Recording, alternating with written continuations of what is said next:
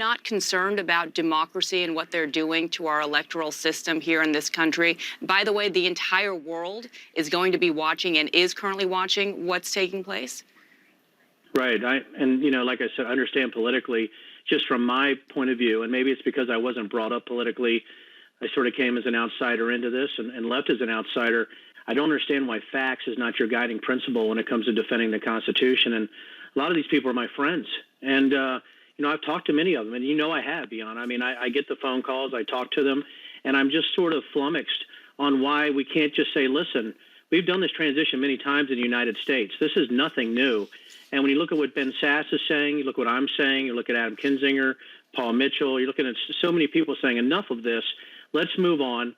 Let's run on reality and facts. Let's make sure that we protect the integrity of our republic by being able to have dialogue that's not based in fantasy and conspiracy theories. Maybe it's my intelligence background. I just can't for the life of me, looking at some of what they're saying, think that anybody can think this is reality at this point. It's crazy at this point, and it's dangerous. And you look at Speaker McConnell, and today telling his caucus to vote their conscience. Clearly, he wanted to avoid this scenario. But by telling them to vote their conscience, you think about the last time a Republican senator said that publicly, and that was Ted Cruz at the 2016 Republican convention. He said, vote your conscience. Fast forward now, he's one of those enablers alongside Senator Hawley. What damage has this done to the party itself and to the country? I think long term it does tremendous damage. I think in the short term people think they might win an election.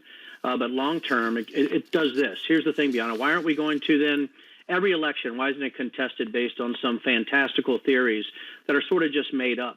And if you think about it, a lot of this is just troll-like activity that's now bubbled to the top to the president, to other people who tweet nonsense and rubbish, right, and attack other people if they don't believe that rubbish. And that's what I'm worried about, is that we just have a decline of dialogue and an inability to keep this republic going because we're just sort of traipsing through these meadows of crap, that of just theories that make no sense.